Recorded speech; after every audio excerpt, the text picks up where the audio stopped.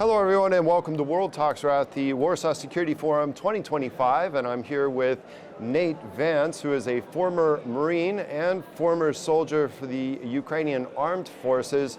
He's also the first cousin of U.S. Vice President JD Vance. Nate, thank you so much for joining us on TVP World. Thank you. Appreciate it.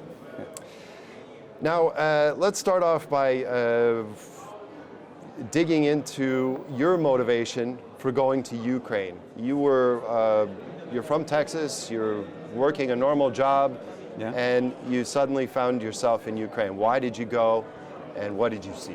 Well, when Russia invaded Ukraine, I right away knew that this was like a world-changing event, right? It was a monumental shift. Like people talk about the Pax Americana, and if that invasion were to stand and there would be like regime change in Ukraine, it would kind of mark the end of that, right? Well, now you have a westward expanding Russia, an aggressive imperial Russia, right? Which, in my estimation, even back in 2022, would encourage an imperial China and maybe, an imperial Iran and other things like that. So to me, it seemed as though the world may be changing, which it was, and I wanted to see it for myself. I didn't want that to be filtered through the lens of a camera, so I wanted to see it for myself. So you go to Ukraine, you take a few trips there, and you see what's going on, but then you experience something that made you go a step further and become a soldier for the Ukrainian Armed Forces. Yeah. How did that transpire? Well, there were some villages that got liberated around Kyiv, many of which people have heard of, like Bucha, and we were, at that point I was doing like humanitarian things relating to that, and I saw what the Russians did there, and I just made a conscious decision that, like, okay, I've changed my mind about simply helping. I'm willing to shoot at the bad guys now. So that's how it shifted. And then at one point we started linking up with Ukrainian units and training them, and one of them asked me to go to Donbass with them, and I said yes. And it was as simple as that. And that was it. So from that point, you stayed in Ukraine and didn't return stateside, or? Correct. I did one trip to Donbass and had already planned a trip home for like 2 weeks, and then I did that and came back, and then from that point on, I stayed. There was also a break of you being a Marine in the late 90s? Yeah, a pretty long break. So yeah, 20 years. So how did you find that? You're training from being a Marine and then incorporating that into this very different war than U.S. forces have seen. Yeah, look, I mean, if you think about when I was a Marine, which is in the late 90s and early 2000s, and the majority of the training I got was Cold War training, right? Which was to fight Russians in Eastern Europe. So it was actually remarkably applicable to what I ended up doing. And I have to give some credit to the organization of the United States Marine Corps, because their NCOs were surly enough and just, there was zero, training to the point of being able to do something was not good enough. You had to train to the point where you could not fail at a thing, and they just were not sympathetic to how tired you were, or how bad your back hurt or your feet hurt. They're like, you're going to do it again until you can't screw it up. And it's a testament to that, because over 2 decades later, I could pick up these things and still know how to do it, like riding a bike. And that's not by accident. So I got to give that organization some credit for that. Amazing. Now, what parts of the front line, just for our viewers, were you with your units? Where were you fighting? Well, Kupiansk, Volodar, Bakhmut, Zaporizhia, pretty much all of it. Yeah. All the hot ones. Yeah.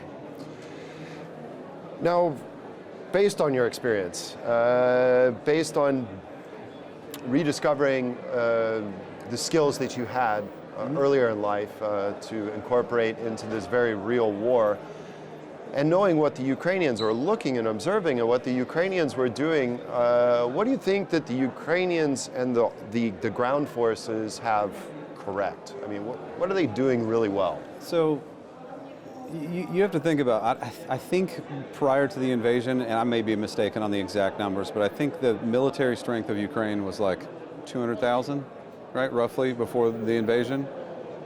and it ballooned to over 1 million. I don't know what the specific numbers are because they hold that a little close to the vest, but it's over 1 million people. The ability to do that and not just have it turn into complete chaos, it says something about the Ukrainians' ability to organize and communicate, right? So I think that just being able to tie all of that together, and then another thing that's really impressive that the Ukrainians have done is the ability to maintain the 7,000 different logistical pipelines that they have to support all of the different weapon systems that are in their inventory. That's an incredibly difficult task, and the fact that they're able to keep those weapon systems running is impressive. It is. It is a difficult task to keep so many different weapon systems functioning. And actually, referring to our previous conversation, you told me a nice little tidbit about that. What were you doing specifically in the beginning that you were teaching the Ukrainians with the ammunition, for instance? Oh, reloading. Yeah.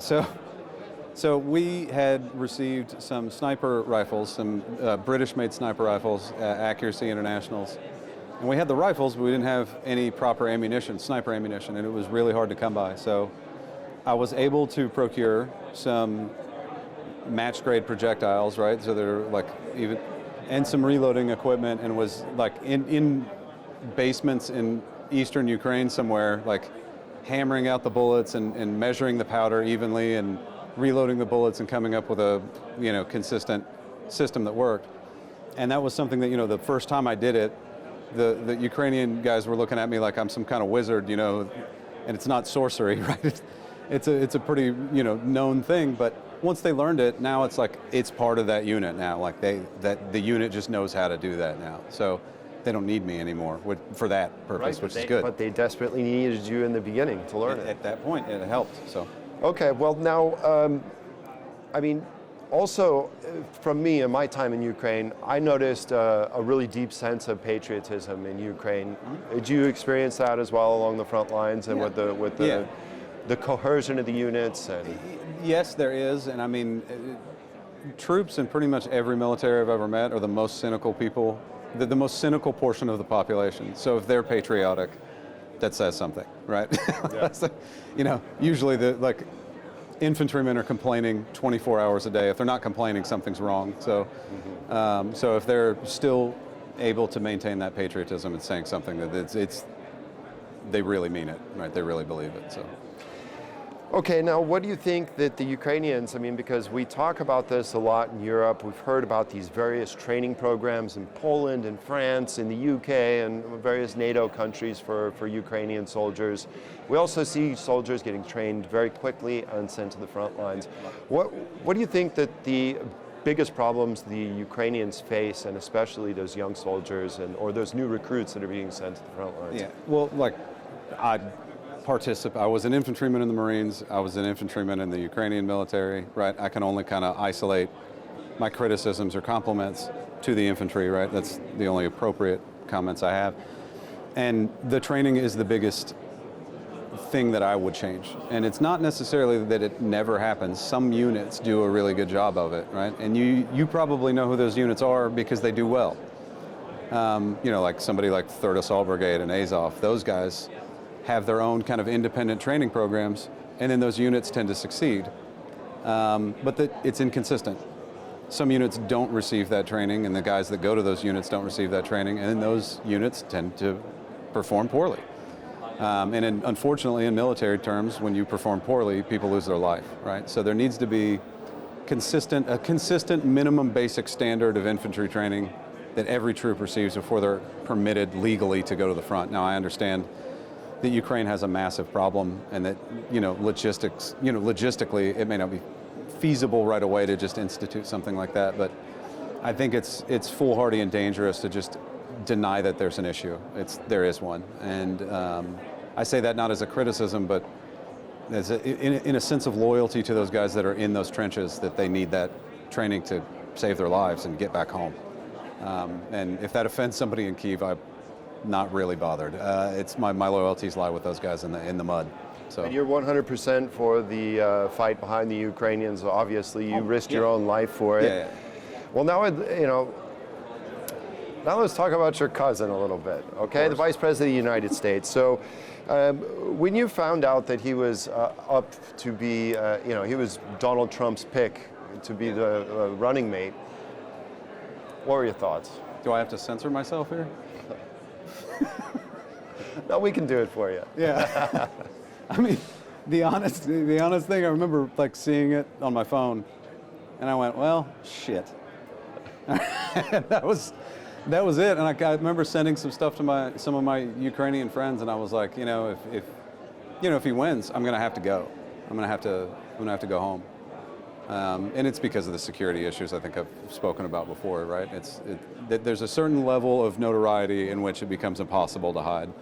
And eventually somebody would have figured out who I was and where I was. And that puts people around me at risk, or if I were to get captured for some reason, that would be unfair to my own country, right? So it just got to a point where it's just not fair for a bunch of people for me to stay, and it was more appropriate for me to go home. So you made that decision to go home, to go back to the United States. Well, you go back to the United States, you see your cousin inaugurated, become Vice President of the United States, and then we had a very famous meeting in the Oval Office that I think will go down in the history books forever. I know that you were talking to the press then. I know also you were mischaracterized by some outlets. What were your thoughts? I mean, having risked your life for Ukraine, having really believed in the cause, and actually knowing all the truth behind it, what were your initial thoughts when that all happened? Well, of course, I still, to this day, and I've actually spoken to my cousin about it, I do disagree with how that meeting was conducted, right? I also am not a participant to, I'm not party to the things that happened prior to that meeting, and maybe frustrations. You know what I mean? I don't know about those things. But the main thing about it is, like, whether I agree with it or disagree with it, I was not elected vice president, and it's in the past. We can't go back in time and reverse it, but the relationship from then till now has improved, so I'm certainly, like, not standing in the way of that continuing. Like, I'm not going to beat that. Like, there's no point, right? It's counterintuitive to beat that horse to death. So right, and it has changed recently. It has changed, and actually, Vice President Vance is very much starting to change the rhetoric, it seems. Yeah. And look, I mean, that's one of those things. Like, I had just, at the time of that meeting, I had just spent almost 3 years in Ukraine. Mm-hmm. I was pretty well briefed on the situation and had my own feelings about Russia and the Kremlin. The new administration, learning a new Russia, post-invasion. There's a learning curve, right? And maybe, I think they're starting to learn the things that I had learned. And sometimes that takes time.